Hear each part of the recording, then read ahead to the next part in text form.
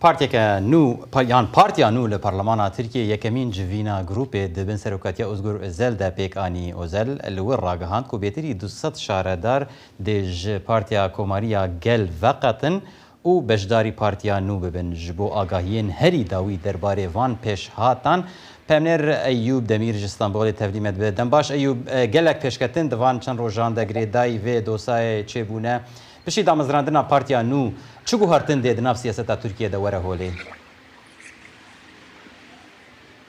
Sirvan rastî Partiya nû wexta ku hate damezrandin em ama dikarin bêjin ku di nav parlamentoya de guherandineka mezin pêka çi ye hema vîya bêjim yani Partiya Yekemîn Partiya Desthilat AKP bû du sud û heft parlamenterê vê partiyê bû ya duyemî jî CHP bû ew jî sed û sê û pênc parlamenter bû lê dema Partiya nû hate damezrandin CHP bû partiya pêncemîn û Partiya nû jî bû partiya duyemîn noduyek parlamenter ji CHP veqetiyan û beşdarî Partiya nû bûn.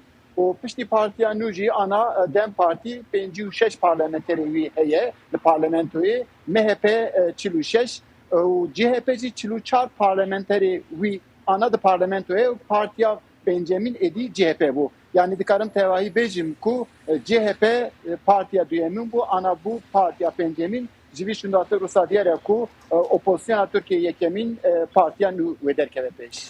Eyyûb şansî partî nû li Tirkiye bo girtinî destsalat bo destsalat girtin çon helsingandinî bo dekirêt li Tirkiye?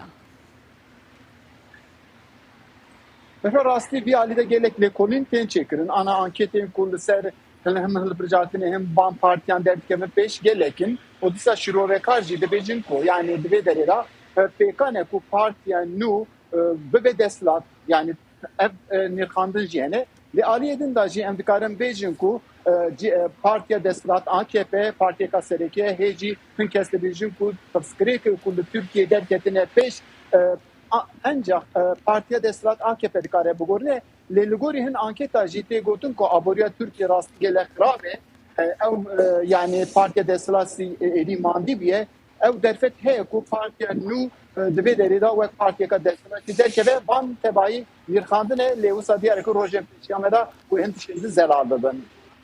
Belê peyamnêr Eyyûb Demîr ji Stenbolê te me re bû gelek spas bo van çew pêzanîne.